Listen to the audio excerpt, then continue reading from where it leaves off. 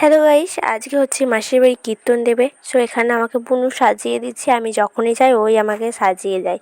মানে ও মেকআপ করতে খুব ভালোবাসে আর বড় হয়ে বলেছে মেকআপ আর্টিস্ট হবে। আর এদিকে কীর্তন শুরু হয়ে গেছে, সবাই এখানে বসে আছে কীর্তন শুনছে। অনুকূল ঠাকুর, মাসিদের অনুকূল ঠাকুরের মানে গুরু নিয়ে আছে ওই মানে ওখান থেকেই এসছে কীর্তনটা, মানে তাহিনের দিক থেকে।